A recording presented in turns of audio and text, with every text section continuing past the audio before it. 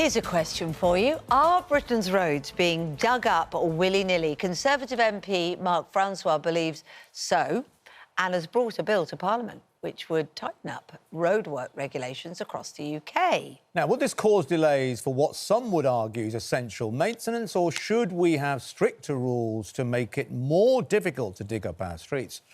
Well, we'll be debating that in a moment, but first, we asked the public, that's you, what they thought. You see a place, they're digging it up. 2 months later, they're digging it up again. So they're wasting money. Why don't they do the job properly in the first place? Well, I think they need to be done, don't they? I think it's a total complete inconvenience. I can't get to work on time. At the end of the day, they're there for a reason. They're there to make our way of life easier and better. So I think there's something that we have to deal with. When I want to get to work and I'm stuck in traffic for half an hour, I think it's absolutely ridiculous.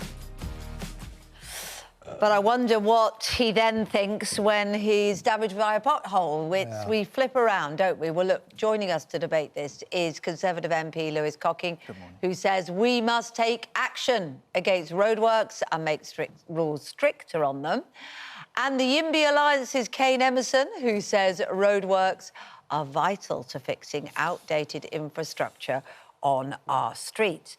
So, let's come to you, first of all, Lewis. What would you change? What would you tighten? How would you make things stricter? Well, it drives me absolutely mad. Look, utility companies dig up the roads willy-nilly under emergency legislation. They don't have to tell the local authority. And you drive past when it's dug up under an emergency and there's no one working on the site at all. There's not even a hole in the road. We've got to tighten up the rules on this. Utility companies are taking us all for mugs, and they need to really programme where they're going to do the works and do them joined up and together. It's costing the UK economy billions, and loads of us have to sit in traffic. It's just absolutely outrageous. Kane, are we a bunch of mugs?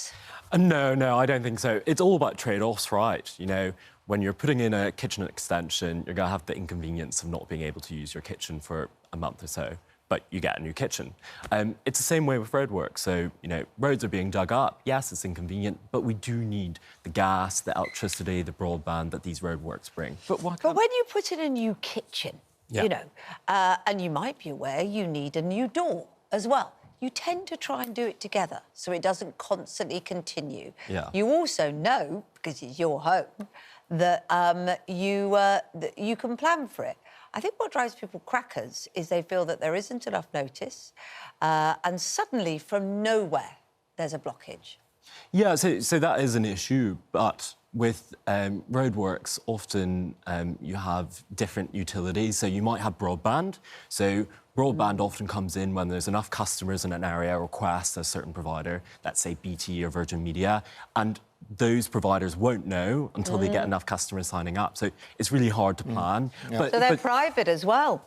I mean, it's just nonsense. If utility companies are digging up the roads under emergency legislation, when we drive past it, we expect to see someone working almost around the clock to get the problem fixed. If they did that, it would cause less roadworks on our roads and people would be able to get to work quicker, get to the shops, spend money in the UK economy. That would create growth. They're just not taking us seriously. France the government does really that, needs to get a doesn't grip. it? France does a lot of work at night with floodlights, but they also pay a lot more taxes. Well, yeah, but it's about saving the utility companies money. I mean, we've seen one in the news recently that's almost gone bankrupt. If they actually programme the works together, the gas and electricity and the internet could all dig up the same stretch of road and put the infrastructure in at the same time. That would get us to our places quicker. But the problem is, I mean, part of this bill that Mark Francois is putting forward says the bill would allow refusals on the grounds of causing unacceptable disruption. Now, one cone in the road could be considered unacceptable disruption to people on that road. So how do you even measure that? All of it is disruption. Unacceptable disruption is the same utility company digging up the same stretch of road. So they'll come and do a bit of work. Months later, they'll dig up the same stretch of road. So they're obviously not doing it to the correct standards. I mean, that's just nonsense. Kane, the fact is we have seen a huge increase, though, haven't we, I think, in roadworks. I think since between 2019 and 23, there was an increase by 42%. And the Department of Transport is predicting 54% increase in road usage by 2060. So we're going to see even more of this. Is this just a fact of life that we just have to deal with?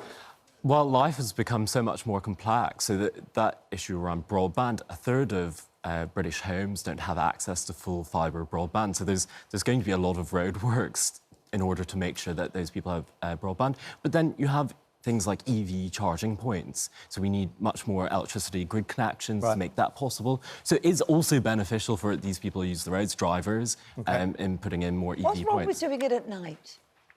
At night, so at night is much more expensive, and there's the availability of crews. And Kate, you made the really good point about tax.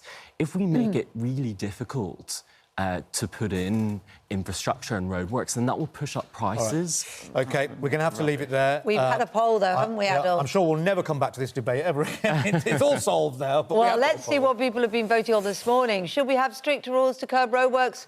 82% of you said yes. 18% said no.